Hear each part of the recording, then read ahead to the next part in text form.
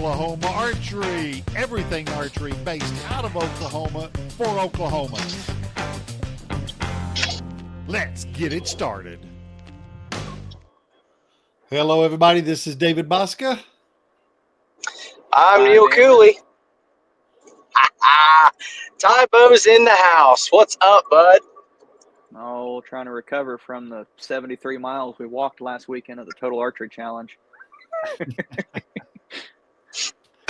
Well, I know it was the best weather that they've had for tack in Oklahoma, so take a second and tell everybody about the experience. I know a lot of shops go to sell product, and you're probably the only one that went to actually shoot their bow. So hats off to you on that, and a special thanks for making it out to the ASA on Sunday. I know it wasn't easy having double duty, but I sure do appreciate seeing you guys out there.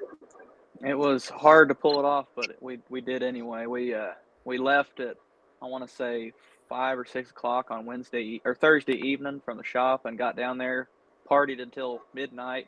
Everybody rolled in super late. Got up at 5:30 because we had to shoot by 7 the next morning. Walked 16 miles, it seemed like that day. Did that Saturday, came home, didn't sleep very good, and then got up at 8 o'clock and came to that qualifier. So to say I was a little tired was an understatement. Red Bull and Black Rifle got me through. It did make my pen bounce around a little bit, though. See your heartbeat through your scope just a little bit? Just a little bit. Took me about 16 targets to get settled down before I was actually hitting where I was aiming, along with the wind, too. Man, it was windy Sunday. It was definitely not the better day to shoot, but that's the thing about Tulsa. Their terrain could almost be just like a miniature tack in and of itself. It's the closest ASA range to a Total Archery Challenge experience. Yeah, that's the only range, I think, in Oklahoma that I've shot that you almost have to consider cutting yardage on certain shot just because of the angle. That target 17 or 18, I think it was, the cheetah, my rangefinder was telling me to cut 2 yards on that because of the angle uphill. It was anchor, bend at the hips, bend at the hips, bend at the hips. Okay, there it is. It was straight up. So yeah. I drew straight into the ground and went up some more. And I finally found a foot of it. And by the time I got my pin into the core of that animal, I think I'd been at full draw for about 10 seconds. You don't realize what your bow will do when you start holding it at that angle. Having good stabilizers and your balancing correct and your axis is all set is super important. You don't realize how much you'll run off to one side or the other. I had never really considered shooting a super steep angle with my target bars, and two of the targets this last Sunday, I had to take off my bino harness because my stabilizer, me being short and stubby, was touching my edge of my bino harness, so I couldn't even bend down steep enough to not make it not touch. So I had to take it off to shoot and put it back on to see where I hit. Wow. So what's if you were going to tell somebody out there that had never been to a course like that, what's the best advice you could give someone to the uninitiated? Like, how would you approach that? Make sure that your axis on your sights are level if your sight offers it, first, second, and third axis. And if you have the ability, try to shoot it in. Leveling it on a vise will get you really dang close, but if you're going to shoot, especially like tack, like we had a couple shots that were 65 yards with a 25-degree slant, and so like my rangefinder is telling me to cut 7, 8 yards, 9 yards off of it, and if you haven't shot that distance on that slant before, even though the bow is leveled per se on a vise, shooting it in can make it even that much better.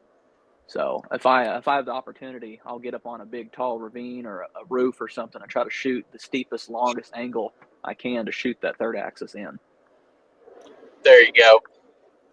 Not something we have a whole lot of in Oklahoma. Definitely not something that Dave's going to do in the near future. No. I was sitting here thinking I could supply the forklift to practice. There you go. Get you a boom lift and shoot up on it about 30 foot. That'll work. You put a pretty good score, Neil. What it looks like. Yeah, it was everybody's. I always shoot good at Tulsa because that's my home range, and everybody says you got home field advantage, and it's like, man, there's no advantage to shooting at Tulsa. It's only whether you fell down the hill and got back up, or you just fell down the hill and packed it up. But they really did a good job moving the trail at Tulsa around to where we missed the steep part of the hill walking.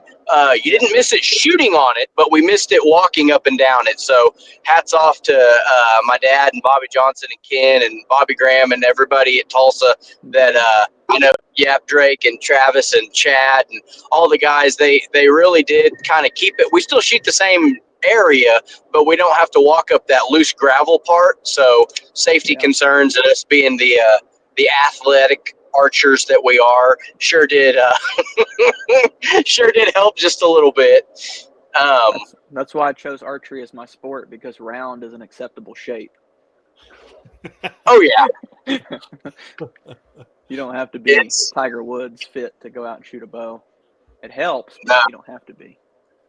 I was going to say, if being buff and jacked was any kind of advantage to target archery, Greg Poole would for sure be a champion of every event he goes to. You know, it's kind of off subject, but thinking back to Rio Wild in like the 2012 to 2013 era, if you look at his body stature and how he was built, he was real pot-bellied, front heavy. He shot amazing, and then all of a sudden he lost a bunch of weight. I want to say he dropped like 60 or 70 pounds over the course of the summer. And that very next shoot, I don't remember what it was going into it, but he didn't win any shoots there for a while after he lost that weight. It's like he lost all his leverage to hold the bow up and steady. Do y'all remember that? I remember thinking it might have been more muscle mass total. Yeah, I think so too, because you're losing all your leverage and your muscle mass. But he went from, I don't know, ballpark 270, 260 to all of a sudden he was like 190 pounds, and he was skinny and almost looked like he was deformed holding all that weight up on his stabilizers. So he does load them up. Did you take your target bow to tack, or did you take the hunting bow and then switch Sunday for your competition bow? I've been shooting my lift all year last year, and I'm shooting the Lift X this year. All I did was take off my slider from tack, put on my Excel sight, and then put my long bars on. Shot the exact same arrows. I've been shooting the same hunting arrows all year. 5mm screw in fill point rip TKOs. So it hasn't lost me a bunch of points, but it definitely did help a little bit Sunday with the wind. I wasn't having to aim off as much as everybody else. Okay. Go ahead. What's the specs on that arrow, just if we're talking about cutting wind? That arrow is the same one I ran last year. It's a Rip TKO 300. It's cut at about 28.5 inches, 28.25, and it's got a 80 grain insert, 100 grain broadhead, 3 fletch AAE Max Stealth left helical. So at mass weight, I want to say it's 475 to 480 with a lighted knock or something like that. It's close to 500, but I'm pulling 77 pounds on my lift, and it's shooting right at 286, 287. Golly, that's a lot of weight to pull. Yeah, it's steady it's easy on that bow. Yeah, it's got a good draw cycle, and that's definitely big vane, a lot of front weight. That's gonna do good in the wind. Absolutely. Skinny shaft to boot. Walk us through. I know you're one of the few people that can judge yardage very well. Walk us through what it's like shooting in the known division this year. I know you jumped over to K50. What it's like is I'm walking up there and I'm still judging every target, trying to keep myself honed up, but I'm kind of missing it. I'm grateful and I'm sad at the exact same time, because my shop is doing really good. It's business wise, but it's also taken a lot of my spare time away. And so like I own 30 3D targets. I have them stored up right now, and I can't find the time to set them up, move them around, and like practice like I want to. Two years ago, I put a big effort into judging and shooting, and I had a really good year. I won the Am in Paris, Texas. I placed top 10 at like 3 or 4 different pro-ams, like narrowly missing the podium. I was judging all the time. Every 3D tournament I went to, I was only looking at targets for measuring distance with my eyes. I never picked up a rangefinder, but it's just time is my biggest restraint. So I'm trying to get my 3D fix in and still compete, but I'm still practicing judging. I'm walking up there and just going, okay, that's how far I think it is. Confirm it with a rangefinder. Oh, you're a half yard off or a yard off. Turn it to the right number and shoot the 12 or shoot at the 12. So I'm still trying to keep that tuned up. Well, I'm happy to see you out there every weekend. I don't know that the rest of the guys in K50 are happy about it, but I, for one, appreciate you being there. I don't care if you're using the cheater box or not. It makes no difference to me. But walk everybody through the cheater box. You know what I've been hanging out with Ryan and the G2 guys. You can't shoot known around those guys and not catch just a little bit of grief from them. And so I wear it on the chin. I'll take my humble pie. But I always tell them, it's like, man, if I ever come judge, you guys are all in trouble. But tell us all how you approach a target, especially on a range like Tulsa that's very uphill and downhill. They might take the ground from you. You got a lot of elevation changes. How does that change your judging strategy, your mentality? I have to revert back to just target size when it comes to the whole taking the ground away and putting a ravine in between. And that just comes with a lot of looking at targets. But I am a ground judger. Hate me or love me for it. The ground is always there. I shot with Jeff Hopkins when I was like 11 years old, 12 years old, and that was one thing he told me. He's like, the ground is there 95% of the time, and in the few times that it's not, you can make a good guess after you've looked at the ground and kind of got the target size. So I'll find my 20. And that's my absolute number. I want it to be further. I've tried to work on it to be my absolute to be 30, but it just, to me, I can walk up and tell you, hey, that's 20 yards right there within a tenth of a yard every time. And then I flip it and compare it to that. And then I'll compare it to my original number. Like if I walked up and said, okay, that target's 36 yards. I feel like that's 36 yards. Then I'll find my 20, flip that, look how that compares to my initial preliminary number, and then kind of go from there, maybe count it off. But it's more feel than anything. I mean, it's just, you can't teach somebody to do it. You just got to do it a bunch. And the school of hard knocks, learn from your mistakes, learn your tendencies, and go from there. Be comfortable with it. Be confident. Stick to a number that you see and comes to you. Don't second guess it, kind of thing. Yeah, and my tendencies are, without a doubt, the wolf. I always overjudge him. I was talking to my brother about it the other day. It's like, no matter what I do, I will always overjudge that sucker by 2 yards, 3 yards. And so, like, I'll walk up there. Honestly, it's saved me a couple times where I'm like, 44. You know what you've done the last 9 out of 10 times, put 42 on it and shoot the top of the 10. And I'll still shoot him hot. But I know that about myself, and I know that the smaller targets, the wolf, or not the wolf, but the coyote and the wolverine, those two right there, I always underjudge those by a couple yards. So it's a total opposite of that. Walk up, add 2 yards to whatever my number I come up with just to stay safe. Maybe take a 10, catch a 12 here and there. But that's not taking notes, writing it on a piece of paper. That's just shooting the same target year on year on year and just knowing, hey, what did I do the last shoot? Oh, yeah, you did this. And you kind of build a game plan for every single target. There you go. Are you mostly uppers, mostly lowers, mixed bag? When I started ASA, we were shooting lowers in the first half and uppers on the second half. And then shortly after, we went to you don't have to call uppers again. And that was the greatest thing for me because I hate shooting at uppers. I will if I have to, but it's not my first choice. It feels unnatural for me to aim up that high, but if I have to, I'm going to have to add a yard, 2 yards and aim and let it rise because it feels nasty aiming my pin up that high on the shoulder. That's the hunter in me coming out, unfortunately. I'm the exact same way. I see my pin up there and I'm like, that ain't where it needs to be, and it's hard to execute it. Yeah. You'd have to be way, way high up in a tree stand and a bad angle on it to have your pin up there. But if you can see it and you can execute, more power to you. It gives me the heebie-jeebies. Well, shooting known distance or shooting unknown distance, I wasn't forced to shoot as many uppers as I have to shooting known in years past and this year because, like, for instance, what was the target at Tulsa that was like 6 yards or 7 yards? Was that target 16 or 17? 15, 16, somewhere in there, yeah. We ended on it. And that target right there the lower 12 was blocked. There was no hitting it after the first 3 shooters because it was 7 yards. And so knowing that walk up, and the target before that too, the Bobcat, it was like 25 or 26 yards. The lower 12 was blocked. There was no hitting it whatsoever, even with my little skinnies. And that really is the only time that I'll like, okay, upper, like I refrain from it.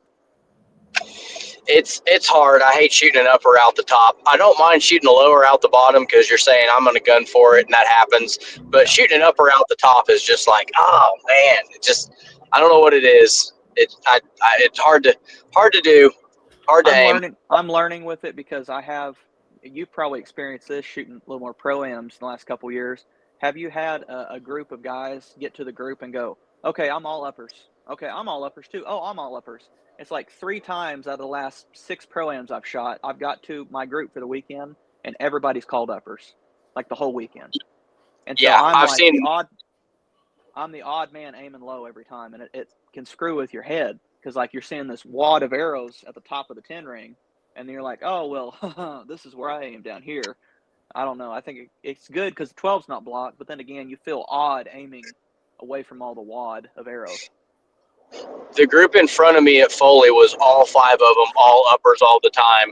And I'd seen 5 of them crammed in there. I'm like, at some point, y'all want to just shoot the lower because it's more open? And they're like, nope, that's where I aim's the uppers. That's what we like. And they were doing it, more power to them. I don't do particularly well aiming at an arrow because my eyes catch it. And if I need to be just to the left of it, I'll be just to the right of it. Yeah, I'll hit it or like chink off of it. I've done that so much. I try to avoid conflict with arrows as much as possible. So yeah, you kick outs. Well, I mean, you got an 80 grain insert and 100 grains on top of that, so you're gonna have some driving force behind it with a 480 grain arrow. I was real apprehensive about shooting a skinny arrow this year in competition, and I think I was the only person in a Foley with screw in field points. Like I was getting made fun of. They're like, "Oh, yeah, Saunders field points." I'm like, I was taking out my Leatherman and making sure they were tight every once in a while. But they fly so freaking good in the wind, and they do have that kicking or not kicking out power. Like you're not going to deflect as bad off other arrows. And honestly, I don't think you lose that many points shooting that small of an arrow because, like, if you're going to miss, you're going to miss. It's only a few times here and there that 23 or 25 diameter arrow will catch that line for you and save extra 2 points. But then the very next target, you get drifted 6-8 inches with a 10-mile-an-hour wind, and then you lose it right back. So I don't really see the benefit in just rocking a giant arrow all the time.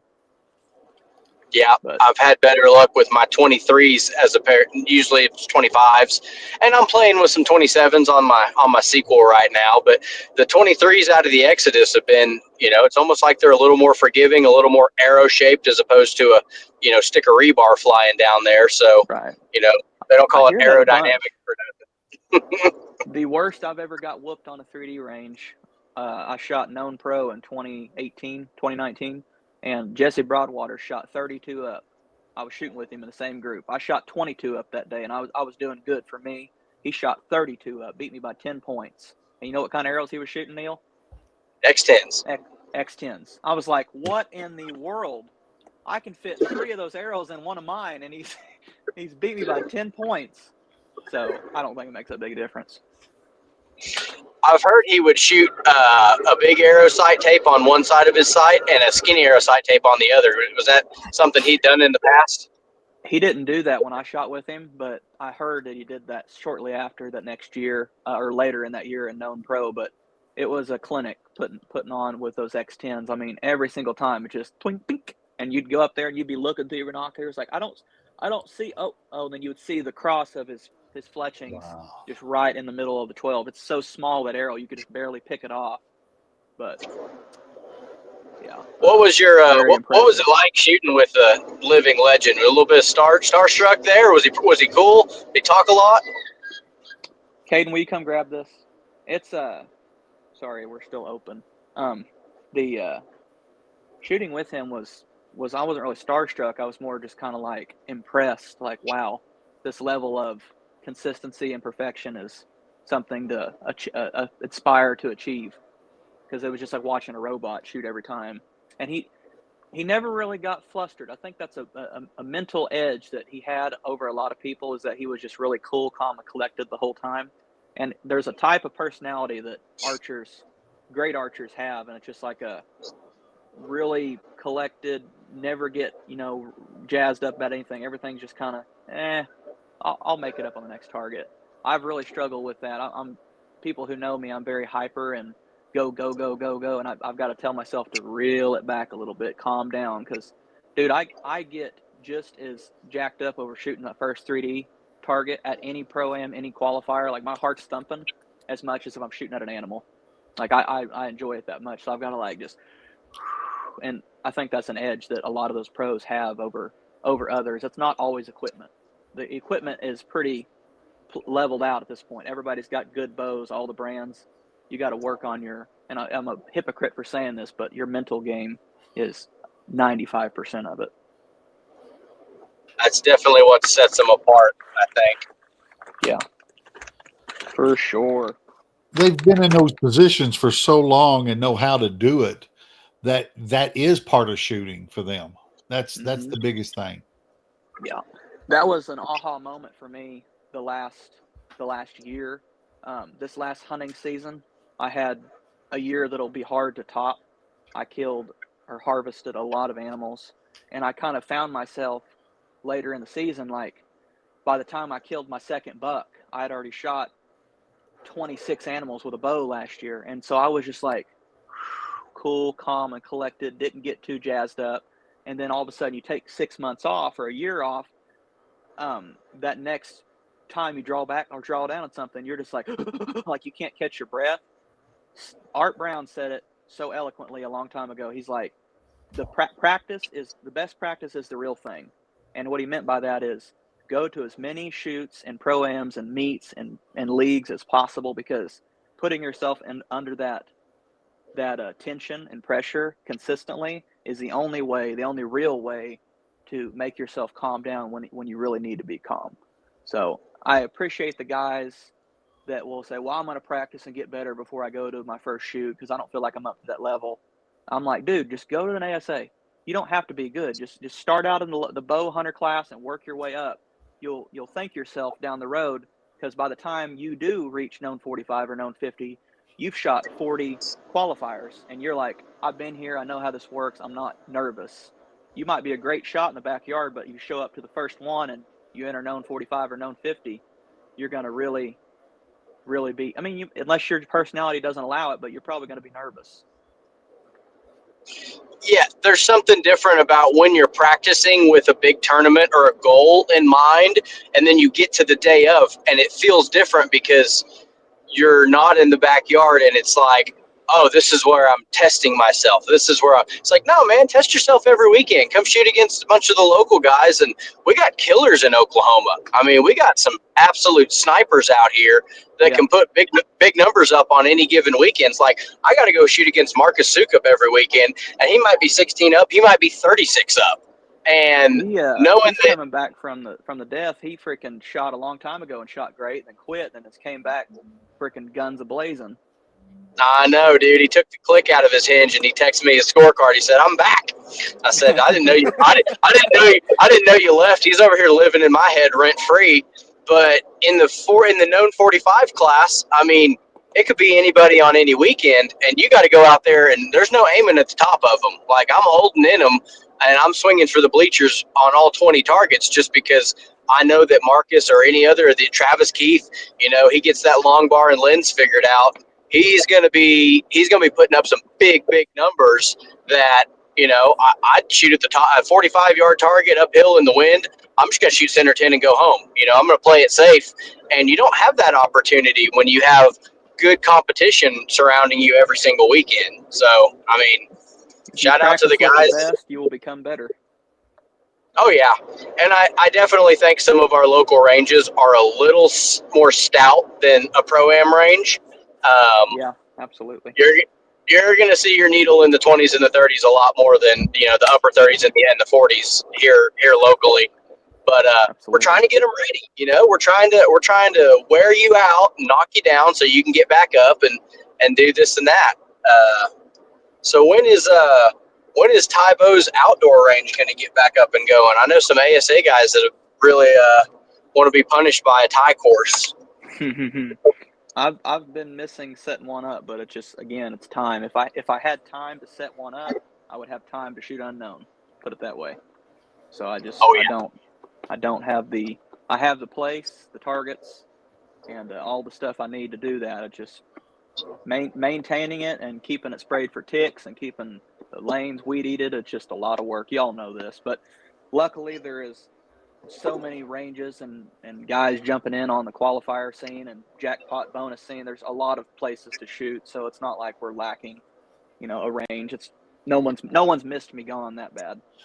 So Well, I know we've mentioned it a couple times on here, but tell us a little bit about the shop. I think the last time we had you on, you were sitting at year 2 or 3, and it's probably been over a year since then. And I don't really think it's the slow season for you, because I see you guys on social media. I see all the bows that you guys are setting up for people. How's the shop been, and what do you guys have going on there in Wagner, America?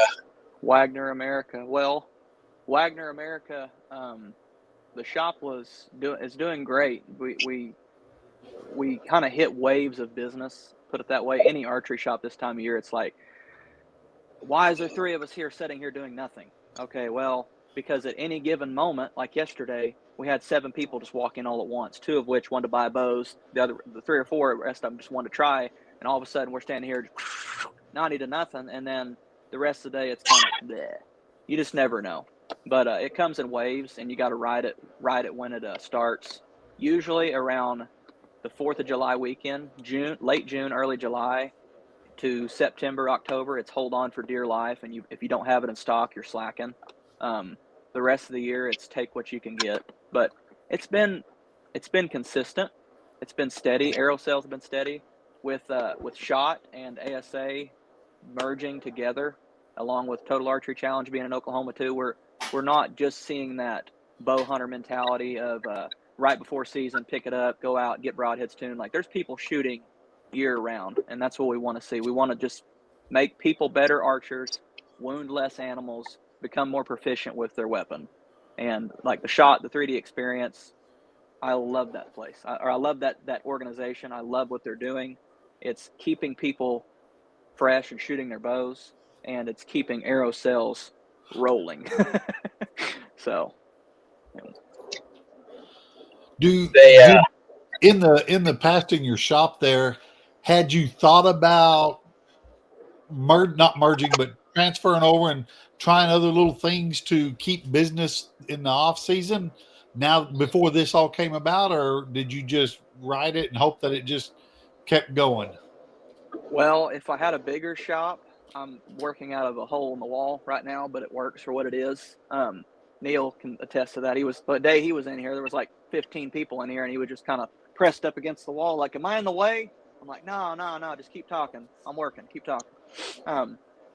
If I had a bigger shop, I would probably run lessons and stuff, and coaching and whatnot. But to be honest with you, it's just bow sales, custom builds, special orders, just the generic archery shop stuff. I don't have really room for tree stands and all that good stuff, but hopefully in the near future we can merge into something a little bigger, because we have the following and the support to do that, but it's just finding the correct building to do so. I call that controlling your overhead.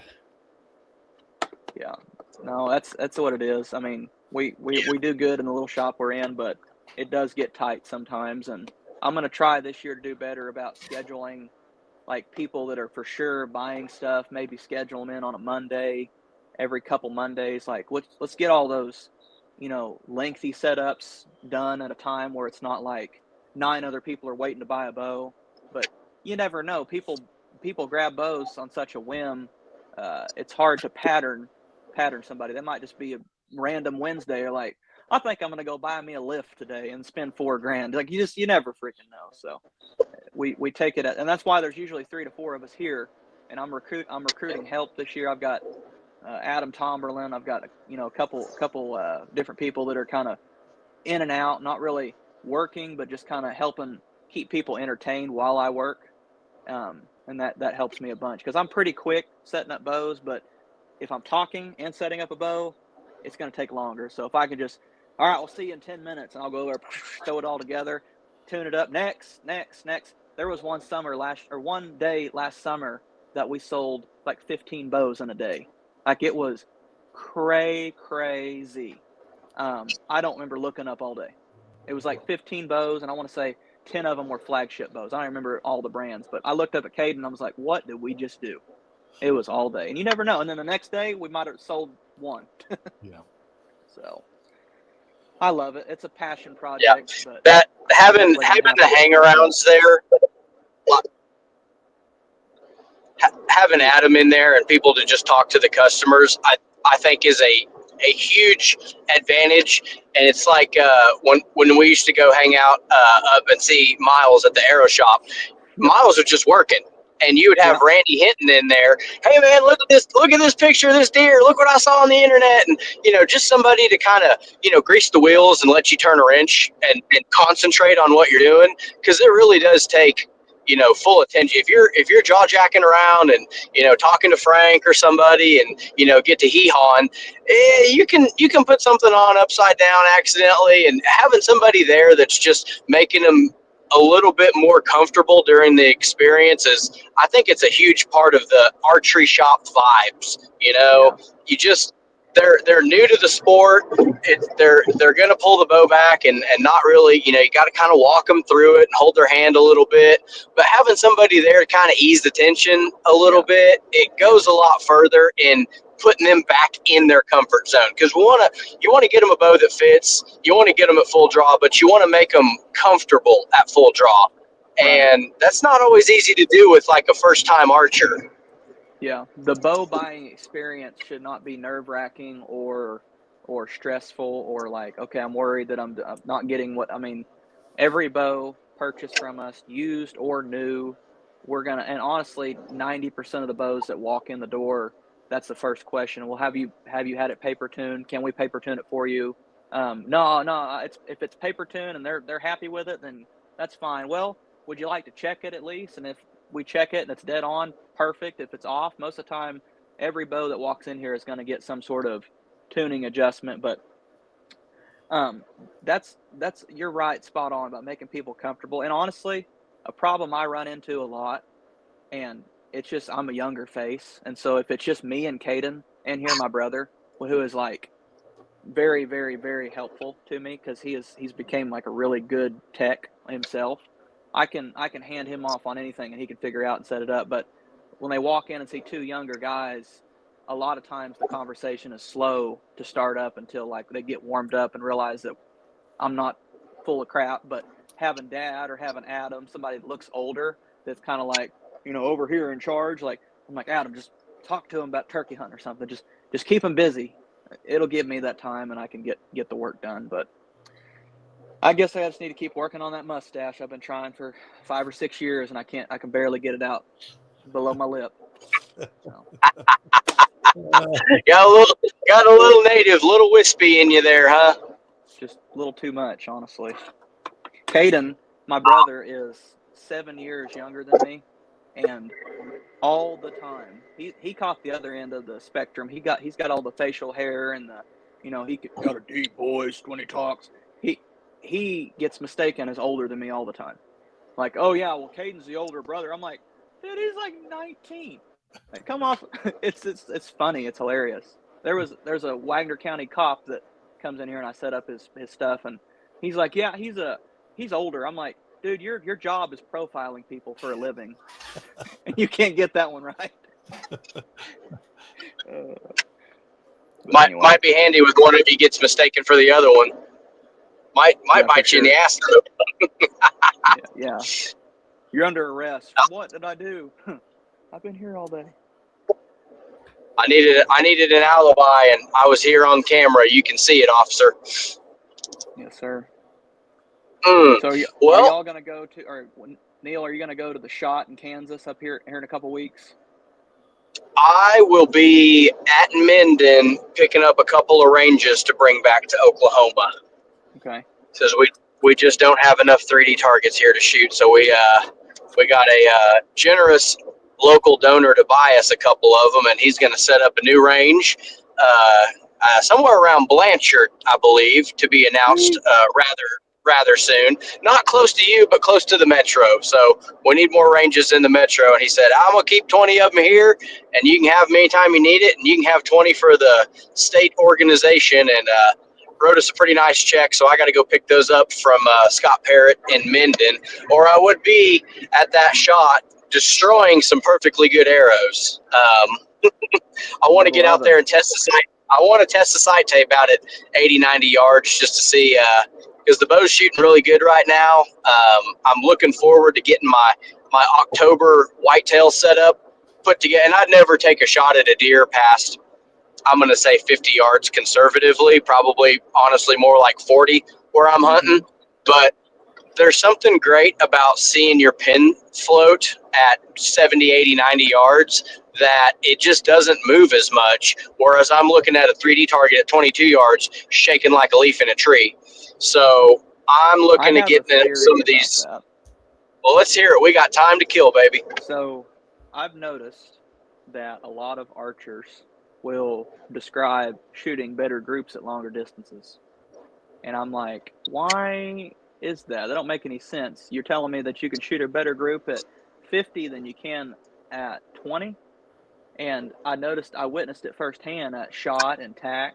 And here's my theory. This is kind of off subject, but at a longer distance with no magnification, your pin covers up the whole kill zone. And so you're forced to center mass with the pin, and that's the best you can do, right?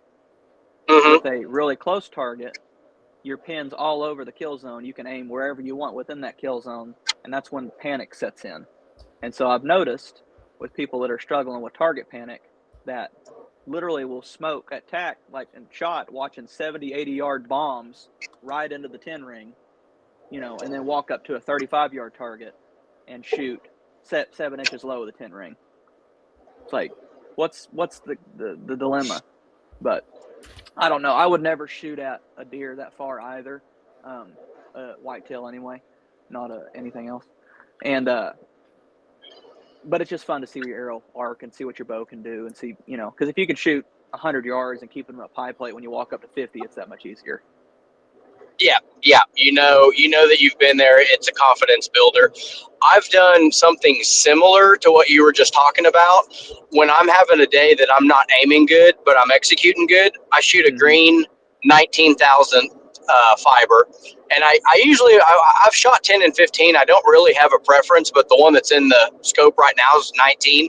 When I'm having a rough aiming day, I will turn it up on my light and turn that ETAC all the way up to 15 and let it cover up more and just make it as big as I can, because I know that, that I can see kind of the 12 ring, but if I turn it down and that pin gets a little smaller, I'm having a little bit more trouble executing. So as a mental pacifier, I'll make that 19,000th pin as big as I can and cover it up and just let it rip, let it eat. I've been running a 19 the last 3 years now as well, and I was running a 19 within a 4-power, and that was like so easy on the mind because it would cover up just the whole 12, and then you just cover that sucker up and pull through the shot. And that's what 2023, all the semi-pro stuff that I won, 4-power, 19,000th lens with fiber wrapped around the scope, so that sucker was bright. I didn't run a light all that year. I just let the natural light light it up. Yeah, no, it does the brain good at full draw to cover up a little bit, which same theory about shooting a big dot on your lens for indoor. You see that little dot move more, you park that big giant one in there, and it covers up the whole yellow on a Vegas face, and you just look for the little yellow ring and squeeze it off. Yeah, good advice. I agree with that 100%. Or you could be like Dave and run no dot and no pin in your scope and just center it up on the circle. Does that work? Yeah. For you? Yeah, I did that probably 2 years. I'm actually got a dot or a lighted up pin now, but yeah, I did that for 2 years. What power lens? 8. Oh, so you're seeing mostly 10 and X. No, I see red, blue. It's probably 7. It was a 7 lens, but at my draw length, I figured it was 8. Gotcha. Yeah. Yeah, I mean, I guess it kind of follows the same theory as, Joel Turner's talking about. You're not necessarily aiming with the pin, you're kind of self-aiming with your Yeah. eye. Yeah. You just let your eye center. You shoot. Yeah. Yeah. And I pretty well do the same thing now. I use the pin as a reference, but I don't Mhm. look at it. I seriously, it's to me, it's hard to look at the pin because if you're looking at your pin, your aiming will start. You'll miss your aim and not even realize it, and you're like, "Why am I over there?" Well, for Yeah. the last second and a half of your shot, you weren't looking at where you were aiming. You were Yeah. looking at your pin, and it don't take Yeah. much to drift. On a 3D target, Neil, is that what you do as well? Do you look at where you want to hit and the pin just self-centers, or are you looking at the pin and then center it onto the dot? I'm trying to look through it. I'm trying to look and use that pin as a reference, and that's Yeah. why it's very hard for me to aim. Like if you're on the outer edge of a 12 on the right side, and I'm trying to aim just to the left of it, my arrow will be that exact distance on the opposite side of your arrow, and it'll be out of the 12, probably out of the 10, because the last second I saw, I was looking at your arrow to the right, so I overcorrect to your pin and all the way through it. So every time you give me something to aim at down there, I'm going to be on the opposite side of where I need to be on that reference, and it's hard on me. So when I get in a group of guys that likes to shoot all uppers, and I'm shooting behind them, brother, I love it, because if you get me first chance at that target and I can shoot them each bare blank with no arrows in it, that's Almost shoot when better. there's nothing down there distracting me. There's nothing to look at except through the fiber. And I do catch myself, especially on indoor, looking at the fiber, and I feel like those are bad aiming days. And it's like, are you aiming poorly, or is there more movement, or are you just noticing it more because you're not looking through the pin? Like you try to have those cold, Right. dead eyes, like when you talk to someone that's a sociopath and there's just kind of the light's not there in their eyes. They're just kind of blank stare, like their elevator doesn't go all the way to the top floor kind of thing. Like that's what I'm trying to do at full draw. And I just let that pin, center up, and the less you look at it, it's like a screaming child. If you don't acknowledge them, they just kind of calm down. But There you go. the more you stare and grip it, and everything tenses up, and then there's just more movement, you're not going to break a good shot. But if you can look directly past that pin, it really helps it just float, and kind of the shot kind of flows a little better for me. Yeah, what I found was back when I did shoot 3D back in the 90s and the early 2000s, I liked Archer's Advantage. I was about the only one out there, but I couldn't use it on a regular basis. It was a good reference to get marks, but what I found is at about 38 yards, and then that back then we maxed at 45.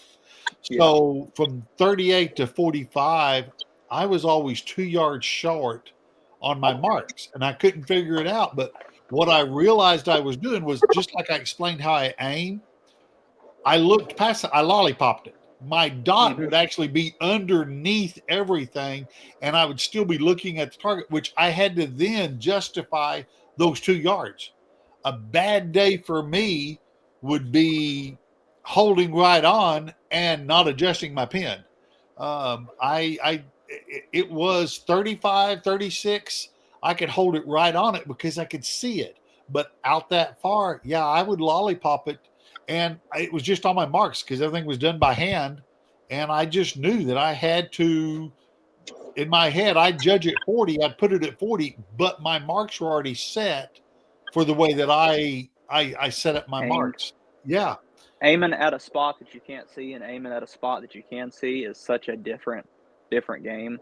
The last 3-4 years, hate me or love me for it, I've been sighting in my bow on a circle, just drawing a circle and just shooting in the middle of it, not a dot, yeah. because my brain will just center up things better. And so when I go to aim at a 3D target where I can't see what I'm aiming at, I'm just trying to center the pin in an area. It works so much better. I've been a victim of, I don't know, maybe it's the same. You're talking you would shoot high the further you went out, or low the further you went out. I would actually shoot a little lower because I that's when I realized I had to set my marks higher because of the way I did it. Because when everybody back then, after you shoot, everybody, because there was no rangefinders, everybody go, "What'd you judge it for? What'd you judge it for?" And I would always be 2 yards hot because I had to judge it for the way that I aimed. Yeah. If I ever sight into a dot, like an actual dot, and I shoot at it, I have a real bad tendency of just putting the pin right at the bottom of the dot and looking over the top of it like you're talking about.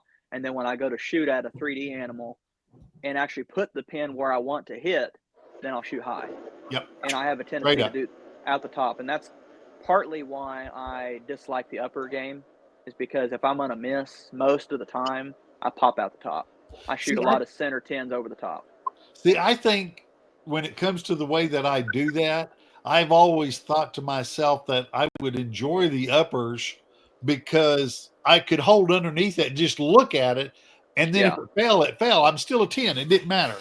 That's a good way of thinking about it, but I guess it just depends on your shot style. Do you usually push them out the top or drop your arm and hit the bottom? But a lot of guys I've noticed too, kind of back to the talking about the upper game, is a lot of those guys are either thumb barrel shooters or wrist strap shooters. They're sitting there tapping the trigger with their wrist strap because they have mild target panic, functioning target panic, as you whatever you call it, where they're getting locked up below it. I call it ownership of target panic. But that's what they do. They lock up below it and they tap it off. And I've got my brakes beat off by a couple times by guys with wrist straps, because when a guy's punching and he's on his game, it's hard to beat him, no matter how clean your shots are with your hinge. But then again, you just wait. If you keep consistent, eventually he's going to mess up. He might go 12, 12, 12, 5. You're going 12, 10, 12, 10, 12, 12, and he shoots a 5. And if you miss, you're shooting 10s because your shots aren't as bad. So, the quality of the shot. Yeah. The quality of your bad shots is not as bad as with a wrist strap or a thumb button. But to each his own. For me, a hinge is where I live. I shot a wrist strap just the other day and a few weeks ago in a tournament, and I was pleasantly surprised with how I shot it. But it's so unnatural to hold my hand against my face like that. About halfway through, I switched back over and I shot 9 out of the last 10 12s. I was like, forget this. Throw that sucker in the trash. Everybody's going back to it. Yeah, I know. Are you going to buy you some of those Jack Wallace brass weights for strapping around your wrist? Either one of you? No. I don't think. Can I borrow some money? I think I heard they're like $360 or something. I'm just going to go to Walmart and get those little ankle bracelets that the soccer moms buy for exercising, and I'm just going to line them up my arm all the way up to my elbow. See how that works. Everybody's going back to the wrist rockets. I think they bounce back and forth. I think the who was that pro that made his indoor debut with it? Oh gosh. Well, Jimmy Lutz. Yeah, but this last weekend in Florida, I'm pretty sure I seen he had a button. Well, he's bounced back and forth, but somebody who comes to mind, a buddy of mine, Lewis Holmes, he shot a wrist strap for the last 10, 12 years. Like before Known 50 was Known Pro, he won the Paris Pro-Am with like a 54 up score shooting a wrist strap and like a 52-pound bow. That's all I shot till about 3 years ago. But he's so disciplined. It's just the same every time. There's never any Gucci goose. Yeah. I even shot the same release for like 20 years, and it was money. And everybody's heard this story, but I went to the Indoor Nationals, and it was the 5 spot. We were halfway through. We were just switched, and I hadn't dropped an X. We flipped, and I went from top to bottom, vice versa. It doesn't matter. I don't remember. That first end, after we flipped, I sat there and had 1 minute and 45 seconds left on the clock and had not shot one arrow. I could not get it up. Pardon. I could not make my pin hold on it. And so I had to sling, and I ended up dropping 14 points the back half. That target panic hit me. The guys, even my group, were even saying, well, just crank it up high and just let it hold low. The higher I cranked it, the lower it held. My mind knew it. And I remember coming home, and that's what I said. I said, I'll never shoot another until I learn to shoot a back tension. And I spent 6.5, 7 months playing here in my shop. I probably spent 5-6 weeks standing 5 foot from it with a target. And I can tell you, the first time I stepped to 10 yards and I pulled that back tension back at 10 yards, I pulled up and I went, oh my God. Immediately it went right back. And so there's something to it. Yeah. And mind over matter. I deal with it every single day in the shop. Yep. I have 15, 20 arrows to the ceiling on the range side because of guys sitting there drawing back, anchoring in, all of a sudden just clutching it. They're creep and clutch. And so I work through a lot of that with people. It's an ownership, and that's what I call it. I'm shooting a button now. I do command it. I feel like when I get jumpy like that, I call it, I own it. I just literally, and I said this the other day to Chris Sanders, I talked myself off the ledge on that very next shot. And I will not force it. I will force it to not come back into me. I absolutely will not allow it to happen. And it's done good for me for about 2.5 years now. That's just the way it is. You can't let yourself shoot one bad shot. Otherwise, it's the door opening right back for it to come back. So regardless, you have to fight it or pull, and the shot ends up being bad. But as long as you know that you did not punch it, I can live with that. Yep. It's like I said, you got to talk yourself off that ledge. After that one happens, don't let it get a second one. That's it. That's right. Stop it right then and there. That's right. We were doing the end of league night down there at H&H on that league that Tom Stevenson put together, and he was doing a couple of novelty shots, like try to shoot an arrow between the two blues of a Vegas base, or try to shoot a 10, 9, and an 8, or an X10 and a 9. And I command shot like 3, maybe 4 arrows, and all of a sudden it was like the worst day ever all over again. Like back when couldn't even get into the peep sight without wanting to double clutch that thing. And I had to go over there at 10 yards and force myself to pull.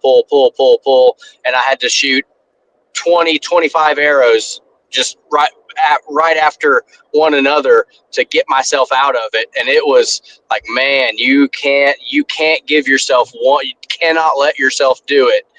And I've shot 8s, I've shot nickels, I've missed targets. I would rather execute it the right way and trust that pin float than to punch it in the 12, because I know the bills due immediately. For me, it takes not even 3 arrows of doing that, and it will leave you just a puddle on the ground. I'm a command shooter. I don't hide it one bit, but I can control my command shooting. And it's when I call target panic now is when I can't control it. That's what I call target panic. I don't say command shooting's target panic, and it's not. It's just it's a way of making your shot go off. I think there needs to be a differentiation or like some sort of line of drawing, because I think the term command shooter gets thrown around. I would think all rifle shooters are command shooters, right? Because you put your crosshairs on the spot and you squeeze the trigger until it fires, right? Yeah. Or you punch the trigger. There are functioning trigger punchers, which are, I would say, Exhibit A, probably like Jimmy Lutz. And then there are a slow trigger or a fast trigger.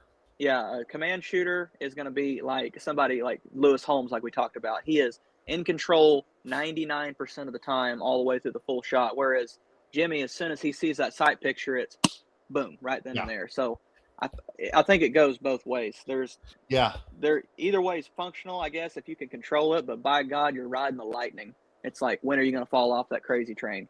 And I agree to that. I do it every time I shoot, and I am a command shooter, but I like to say I control my command shooting. And the one time it doesn't, it's not pretty, but I absolutely get a control on it now, and control my control, I should say. And that's where I think the difference in people is those that don't, it just goes downhill and ugly. Yeah. Mental mastery. You have to have your brain in check and in order before you start every shot. You should have a plan and execute it. Don't ever go to autopilot, as they say.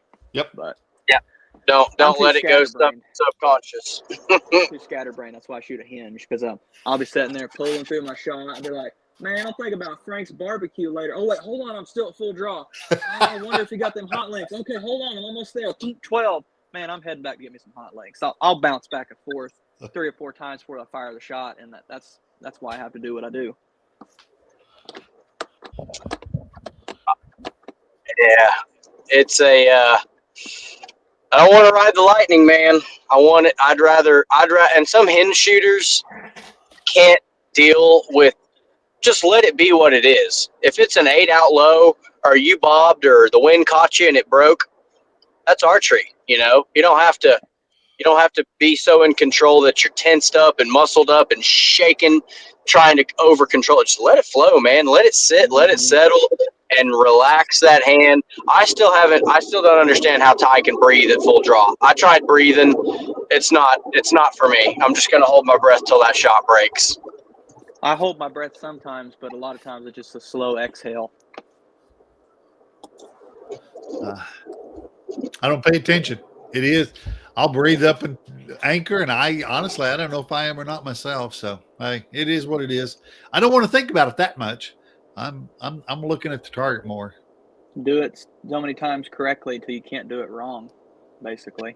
So it comes to autopilot. That's like ask how many people can remember hooking on their D-loop and pulling back and aiming the last time they shot a big buck or a deer or an animal in general, and that tell you I don't remember that. I just remember the arrow going right where I wanted it to hit. Because you just go into that, I've done this 10,000 times. Yeah. But is there anything else you want to cover, Neil?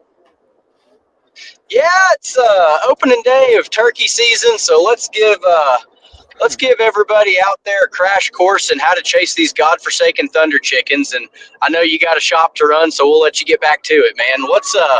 What's Tybo's biggest turkey killing tips? Find the right property. Because them sorry little suckers like to. We had turkeys on us for the last 10 years, and it doesn't matter how nice we are to them. We'll leave them alone. We'll not push them around. They'll stay down behind us all fall, and then the first day of spring, they walk 2 miles down the road to this big old orchard that everybody can hunt, and they get freaking murdered. But I don't know. Just find my biggest success. I mean, I've only killed 7 or 8 gobblers with a bow, but like most of the ones I've killed, like that I remember, like were good hunts, and I felt like, hey, I actually got that done. That wasn't just luck; it was afternoon hunts, because I've got the bird away from his hens, and he's worked in looking for love after his hens have went off the nest, and that's been my best luck. So, don't be afraid to hunt all day. Are you center mass? Are you headshot with the bow? What's the strategy on shot placement? I haven't pulled off a headshot yet, but I'd like to. No, it's center mass. Chop them legs off. Don't let them run away. Don't let them run away.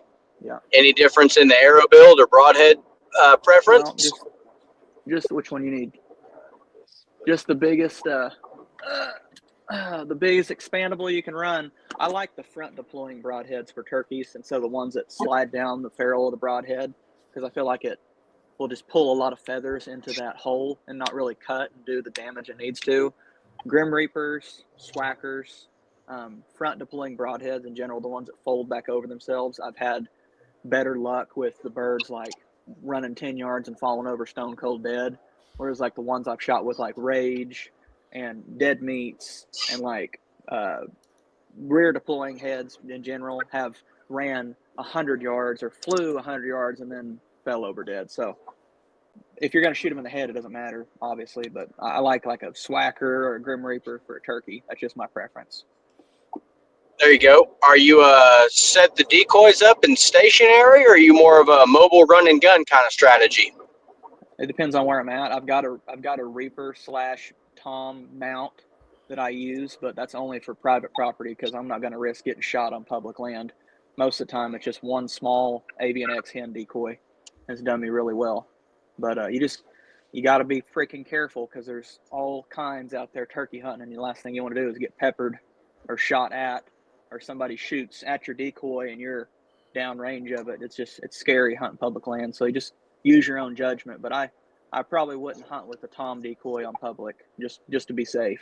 Hens only, and then private, whatever you want to do. Whatever you want to do.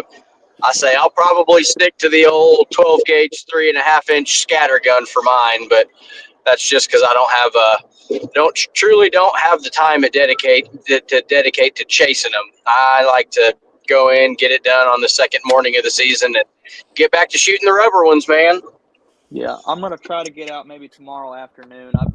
I've been seeing birds up by themselves early afternoon looking for hens that have kind of evaded in the morning time. So I think that's the best time to kill a big mature bird. You'll get them young stupid ones in the morning, which I'm not opposed to shooting a super jake or a young bird.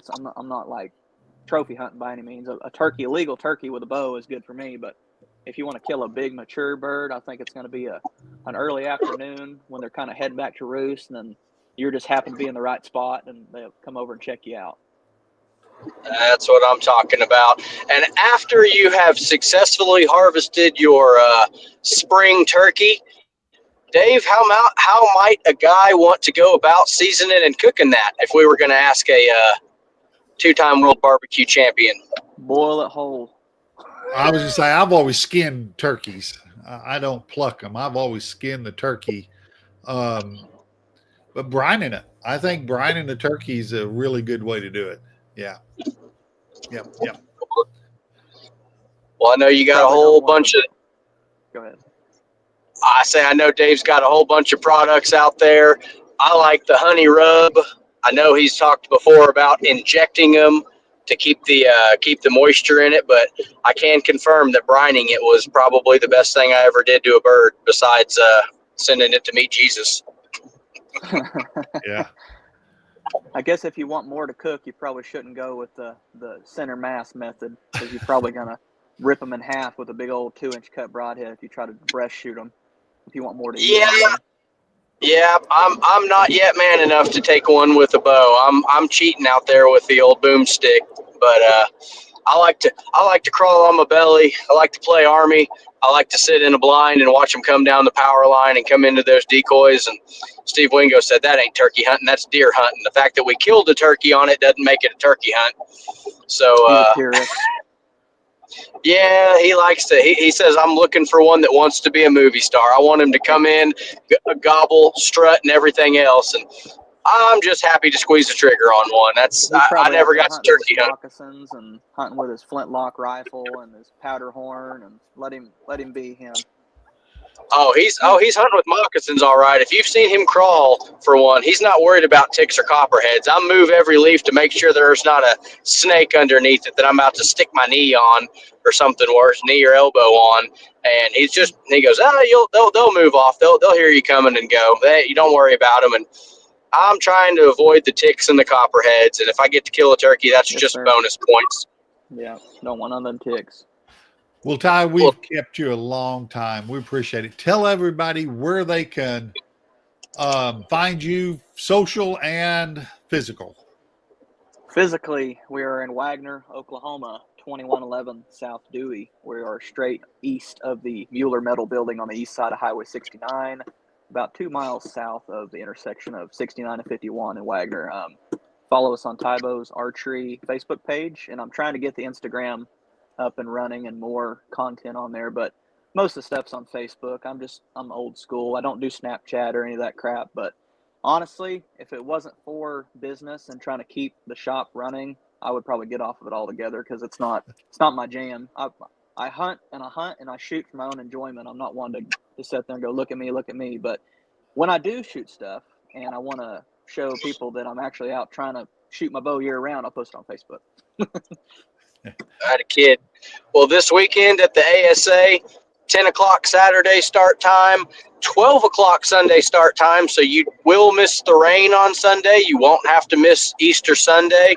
That's going to be down in at Choctaw Archery. So if anybody out there is not chasing turkeys or hunting Easter eggs, come on out and see us. I was going to say, see us this weekend. I was going to say, give us an old turkey call and send us home, Ty.